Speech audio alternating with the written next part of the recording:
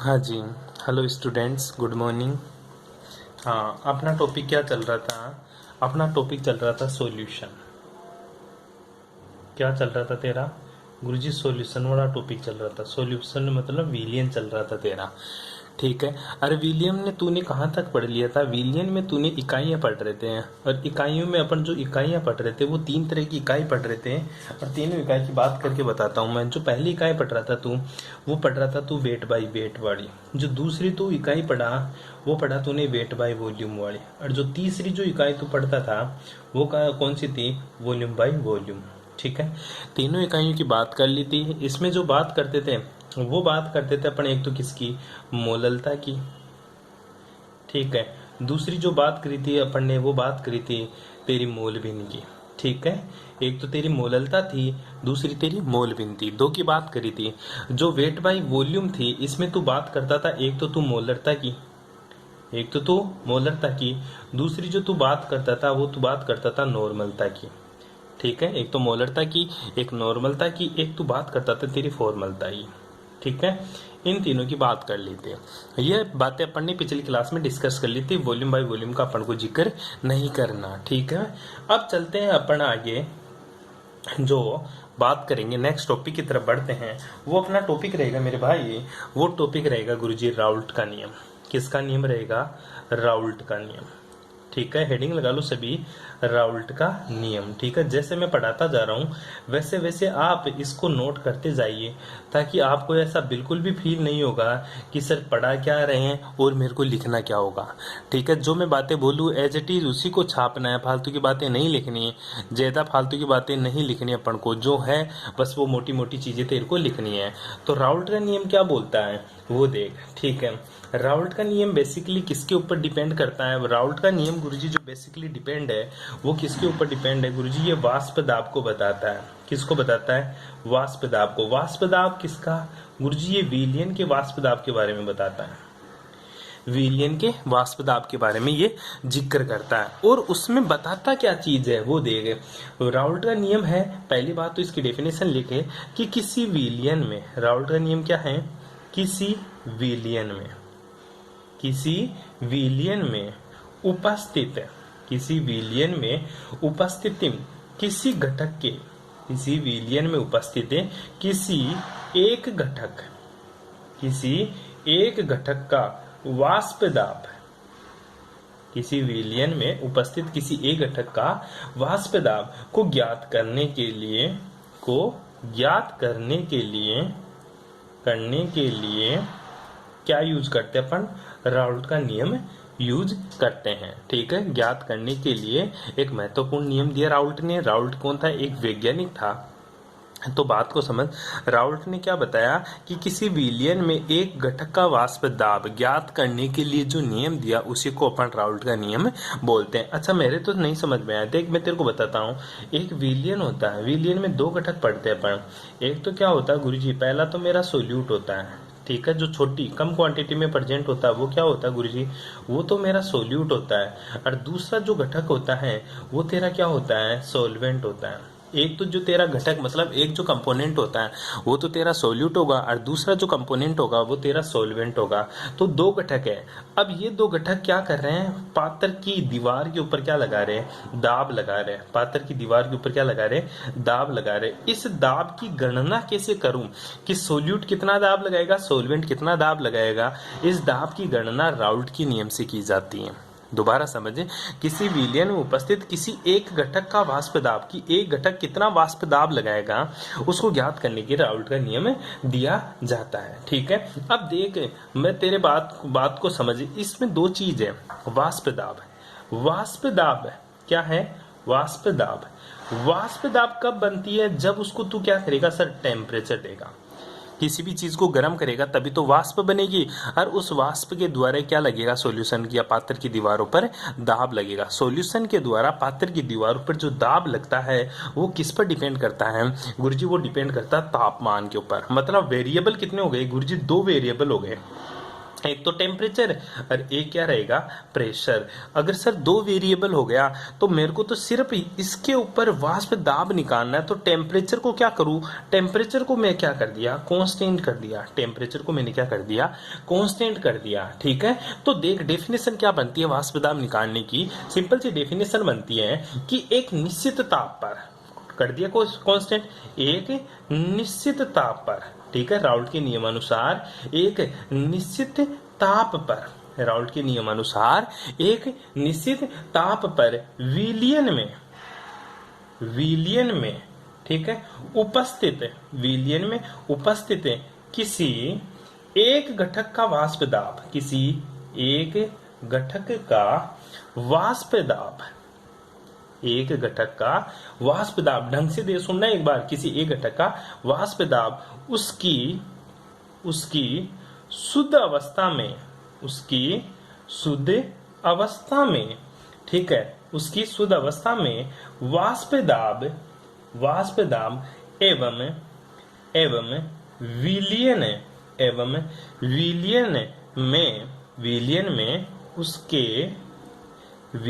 में उसके मोल भिन्न का, विलियन में उसके मोल भिन्न का या मोल भिन्न के गुणनफल के बराबर होता है, मोल भिन्न के गुणनफल के बराबर होता है। ढंग से डेफिनेशन सुन ले। तुम बोलते हो सर लिखवाते कम है और मोटा मोटा ज्यादा बताते हैं, तो मोटी मोटी बात को तू समझ ले। एक निश्चित ताप पर विलियन में किसी एक घटक का वाष्प दाब, राउल्ट का नियम क्या बोलता है, एक निश्चित ताप पर निश्चित ताप का मतलब सर गुरुजी टेम्परेचर क्या है मेरा, कांस्टेंट, टेम्परेचर को मैंने क्या कर दिया, कांस्टेंट। तो निश्चित ताप पर विलियन में उपस्थित किसी एक घटक का वाष्प दाब, किसी एक घटक का वाष्प दाब, मान ले दो घटक है तेरे पास ए और बी, ए तेरा सोल्यूट है, ठीक है, ये तो तेरा क्या है सोल्यूट, और बी क्या तेरा सॉल्वेंट, क्योंकि विलियन में दो घटक होते हैं, मैंने दो घटक मान लिया। एक निश्चित ताप पर विलियन में उपस्थित किसी एक घटक का वाष्प दाब, अब ढंग से सुनना, उसकी शुद्ध अवस्था में वाष्प दाब, शुद्ध अवस्था में मान ले, सिंपल सा डेफिनेशन को समझाने की कोशिश कर रहा हूं, रटना मत कोई भी।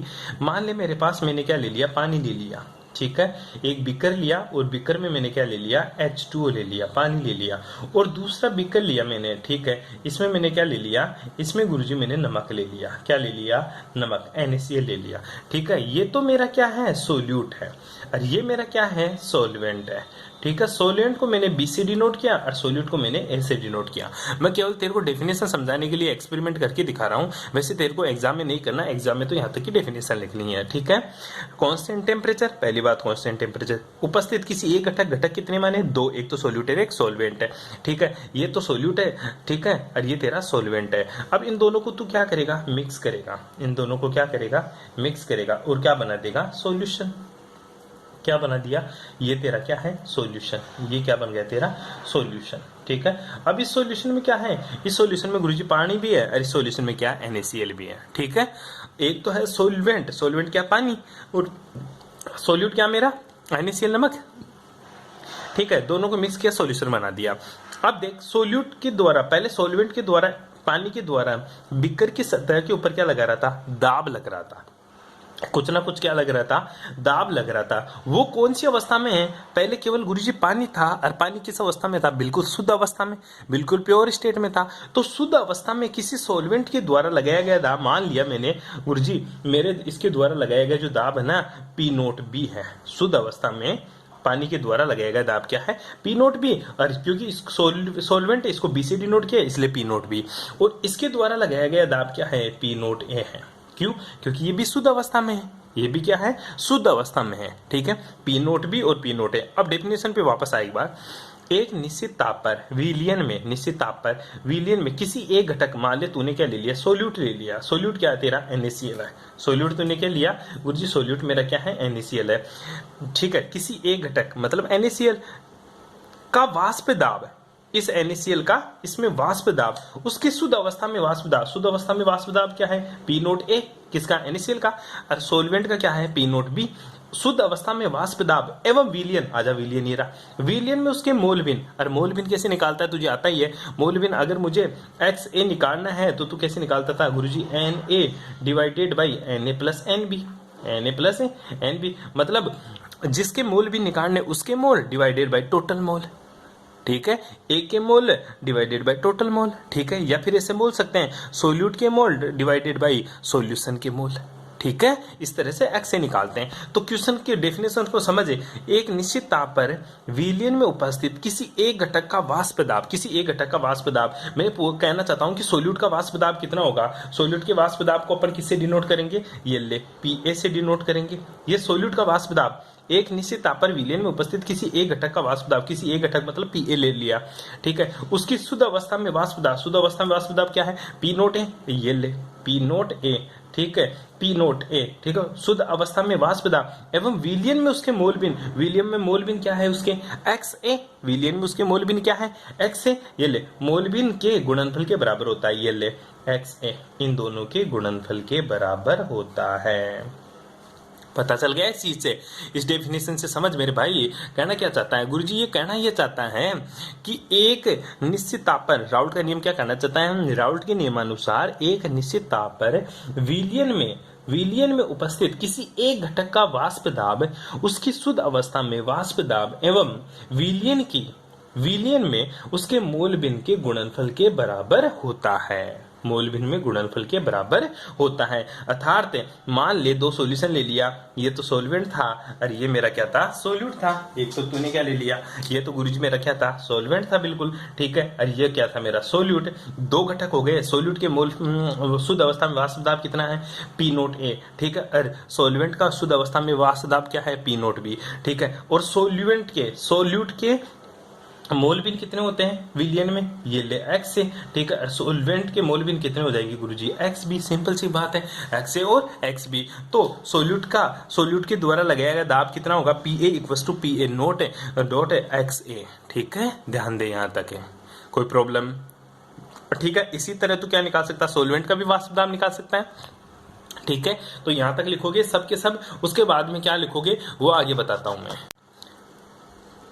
हाँ, राउल्ट के नियम की डेफिनेशन सबको आ गई, मेरे को जहां तक लगता है उसमें किसी को कोई प्रॉब्लम नहीं होगी, ठीक है। क्या थी, राउल्ट के नियमानुसार पहली चीज क्या लिखेगा, किसी विलयन में उपस्थित किसी एक घटक का वाष्प दाब ज्ञात करने के लिए राउल्ट का नियम दिया जाता है, ठीक है। इसके अनुसार एक निश्चित ताप पर विलयन में उपस्थित किसी एक घटक का वाष्प दाब, विलयन में उपस्थित किसी एक घटक का वाष्प दाब, ठीक है, उसकी शुद्ध अवस्था में वाष्प दाब तथा विलयन में उसके मोलबिन के गुणनफल के बराबर होता है। ये सिंपल सी डेफिनेशन आप लोगों को आनी चाहिए। अपन एग्जाम्पल लेके बात करते हैं, फिर लिखेगा तू फॉर एग्जाम्पल क्या लेते हैं, यदि किसी विलयन में दो घटक ले लें, क्या एग्जाम्पल के तौर पर लेंगे, यदि क्या लिखोगे, यदि किसी विलयन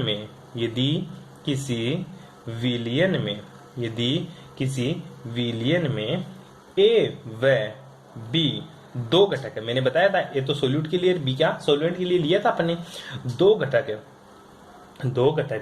उपस्थित हो तो विलयन में ए का वाष्प दाब, विलयन में ए का वाष्प दाब कितना होगा, तो ए का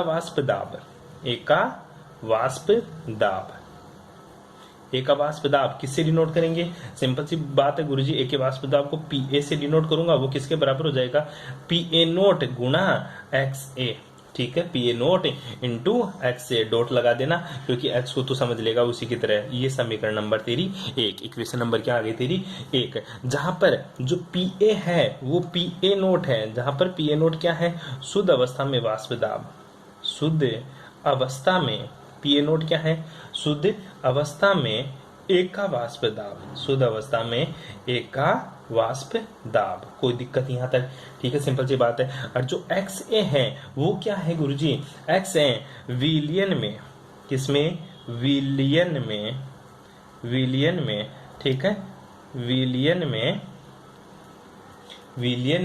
ए के मोलबिन,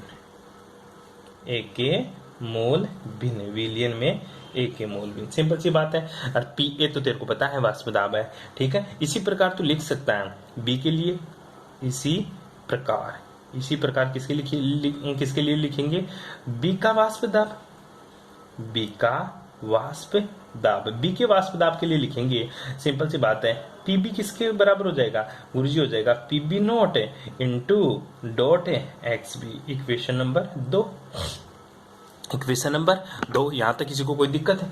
ठीक है, जहाँ पर तुझे पता है यहाँ पर क्या है, जो पीबी नोट है, ठीक है, पीबी नोट ये क्या है, शुद्ध अवस्था में, पीबी नोट क्या है, शुद्ध अवस्था में, पीबी नोट क्या है, शुद्ध अवस्था में बी का वाष्प दाब, शुद्ध अवस्था में बी का वाष्प दाब, ठीक है। और एक्स बी क्या है गुरुजी, एक्स बी है विलियन में, सॉल्यूशन में, विलियन में बी का या बी के मोलविन, बी के मोलविन, सिंपल, ठीक है। यहां तक किसी को कोई प्रॉब्लम? इक्वेशन नंबर 1 और 2 बना दिया अपन ने। तो बता टोटल सॉल्यूशन का टोटल प्रेशर कितना होगा, कुल दाब, विलियन का कुल दाब, तो विलियन का कुल दाब, विलियन का कुल दाब, बता विलियन का कुल दाब किसके बराबर हो जाएगा गुरुजी, विलियन का कुल दाब क्या होता है, पीएस, और पीएस किसके बराबर हो जाएगा, पीए प्लस पीबी के, पीए प्लस पीबी के, ठीक है। ये इक्वेशन नंबर 3, क्योंकि तुझे पता है विलियन का कुल दाब किसके बराबर होगा, ए के द्वारा लगाया गया दाब और बी के द्वारा लगाया गया दाब, क्योंकि विलियन में 2 ही कंपोनेंट है, एक तो ए और एक बी। अब ए के द्वारा कितना दाब लगाया गया गुरुजी, P A equal to P A naught X A, और बी के द्वारा कितना दाब लगाया जा रहा है, P B naught dot x B A, ठीक है। तो ए और बी के द्वारा लगाया गया दाब विलियन में कुल दाब के बराबर होता है। इक्वेशन नंबर 3 हो गई तेरी, ये पी एस है, सोल्यूशन का टोटल प्रेशर, ठीक है, सॉल्यूशन का टोटल प्रेशर। तो बता इक्वेशन नंबर 1 तथा इक्वेशन नंबर 2 का मान, इक्वेशन नंबर 1 तथा इक्वेशन नंबर 2 का मान इक्वेशन नंबर किस में रखेगा, इक्वेशन नंबर 3 में रखने पर, ठीक है। इक्वेशन नंबर 1 तथा 2 का मान इक्वेशन नंबर 3 में रखने पर। तो बता पीएस किसके बराबर आ जाएगा गुरुजी, पीएस बराबर पी ए नोट है, ठीक है, x A plus P B naught है एक्स बी। कोई दिक्कत यहाँ तक है? इक्वेशन नंबर 4, कोई दिक्कत है मेरे भाई, ठीक है, कोई प्रॉब्लम यहाँ तक? और तू जानता है मेरे को सिर्फ एक ही चीज चाहिए, एक्स ए और एक्स बी में रिलेशन में पता है मेरे को, ठीक है। We know that, we know, हम जानते हैं कि, वी नो डेट, क्या जानता तू, x A plus x B बराबर कितना होता है 1, मतलब सोल्यूट के मोल फ्रैक्शन प्लस सॉल्वेंट के मोल फ्रैक्शन इक्वल्स टू 1। यहाँ तक किसी को कोई दिक्कत है?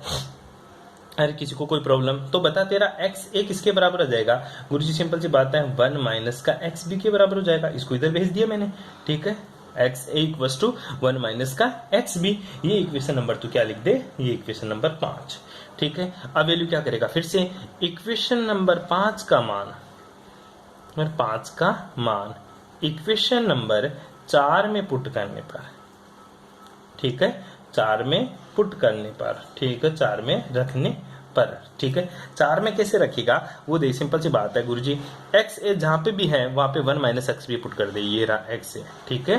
तो तू क्या करेगा, सिंपल सा गुरुजी, जो एक्स ए है, ठीक है, इसकी वैल्यू मैं पुट कर दूंगा ये वाली, ठीक है। तो एक्स ए की वैल्यू पुट कर दे ये वाली, तो फिर क्या आ जाएगा, सिंपल सी बात है गुरुजी, मेरा पी एस किसके बराबर आ जाएगा, जो मेरा पी एस आ जाएगा वो किसके बराबर आ जाएगा, पी ए नोट है 1 माइनस का एक्स बी, ठीक है, प्लस पी बी नोट है और एक्स बी, ठीक है। इक्वेशन को खोल दे, ठीक है, इसको अंदर गुणा कर दे, तो क्या हो जाएगा, पी एस इक्वल टू हो जाएगा पी ए नोट है माइनस का क्या आ जाएगा, इसका पी ए नोट है, ठीक है, x B plus P B naught है एक्स बी, ठीक है। कुछ कॉमन आ सकता है इस चीज में से गुरुजी, एक्स बी कॉमन आ जाएगा दोनों में से, क्या आ जाएगा, एक्स बी कॉमन आ जाएगा दोनों में से, कॉमन ले ले इस चीज को, ठीक है। तो जो पी एस हो जाएगा वो किसके बराबर आ जाएगा गुरुजी, सिंपल सी बात है, पी एस हो जाएगा मेरा पी ए नोट है, ठीक है, पी ए नोट है, एक्स बी तूने कॉमन ले लिया तो क्या आ जाएगा, पी ए नोट। यहाँ पे अगर तू माइनस रखेगा, यहाँ पे तू इस माइनस को रखेगा, मैं क्या कहना चाहता हूँ, अगर तू माइनस बाहर कॉमन ले लेगा, पी ए नोट अगर माइनस कॉमन ले लिया तो ये तो माइनस आ गया बाहर, ठीक है, ये तो माइनस बाहर आ गया, सिंपल सी बात है, ये तो माइनस बाहर आ ही जाएगा, लेकिन यहाँ पे भी माइनस आ जाएगा, ठीक है। ये किसका हो जाएगा, प्लस का, तो ये किसमें बदल जाएगा, पी ए नोट है माइनस का पी बी नोट, ठीक है, और बाहर क्या आ जाएगा तेरा एक्स बी। ये इक्वेशन तेरे को समझ में आनी चाहिए, ये माइनस वाला चक्कर समझ ले। अगर यहाँ से तू माइनस कॉमन लेगा, इस पूरी इक्वेशन में से माइनस कॉमन लेगा तो ये तो प्लस का बन जाएगा, ये माइनस का बन जाएगा। सिंपल सी बात है, ये माइनस ले लिया तो गुरुजी क्या बच गया, प्लस बच गया, तो प्लस है। ये प्लस को माइनस ले लिया ऐसे तो माइनस आ गया यहाँ पे, ठीक है। तो ये इक्वेशन नंबर क्या आ जाती है तेरी 6। ये इक्वेशन नंबर क्या आ जाती है तेरी 6 आ जाती है। सिंपल सी इक्वेशन होती है जो तेरे को आसानी से निकालनी आनी चाहिए, ठीक। तो ठीक है, यहाँ तक किसी को कोई दिक्कत मेरे भाई, अगर प्रॉब्लम हो तो प्लीज पूछ सकता है। ये राउल्ट का नियम यहाँ से प्रूफ हो जाता है तेरा। P S equals to P A naught minus का पी ए नोट माइनस का P B naught into x B. यहाँ से तो आसानी से पूरे सॉल्यूशन का वाष्प दाब निकाल सकता है, ठीक है। यहाँ तो कोई दिक्कत। अब बात आती है गुरुजी सॉल्यूशन की बात कर रहा है, किसकी बात कर रहा है, सॉल्यूशन के लिए राउल्ट नियम दिया तू, किसके लिए, सॉल्यूशन के लिए वाष्प दाब निकालने के लिए राउल्ट ने नियम दिया। लेकिन मेरे को एक बात बता, क्या सॉल्यूशन एक ही तरह का होता है? क्या जो इक्वेशन तूने निकाली 6 नंबर की इक्वेशन, क्या ये इक्वेशन आइडियल सॉल्यूशन के लिए है या फिर रियल सॉल्यूशन के लिए? ठीक है, बता ये जो इक्वेशन तूने निकाली ये आइडियल सॉल्यूशन की है या रियल सॉल्यूशन की? क्यों? क्योंकि मुझे पता है सॉल्यूशन 2 तरह के होते हैं, क्योंकि मैं जानता हूं सॉल्यूशन 2 तरह का होता है। एक तो मेरा रियल सॉल्यूशन होता है और एक क्या होता है, मेरा आइडियल सॉल्यूशन होती है। तो मेरे को ये समझा ये इक्वेशन किसके लिए है, ठीक है। मेरे को ये बता जो तू इक्वेशन निकाली है ये रियल सॉल्यूशन की है या फिर आइडियल सॉल्यूशन की है, ठीक है। तो ये देखते हैं अपन नेक्स्ट क्लास में। तेरे को पहले यहाँ तक करना है, उसके बाद में नेक्स्ट क्लास को आपको देखना है। तो आज मैंने सिर्फ आपको क्या पढ़ाया, केवल राउल्ट नियम बताया, और राउल्ट नियम के बारे में तेरे को क्या समझाया। पहली चीज तेरे को डेफिनेशन लिखनी है।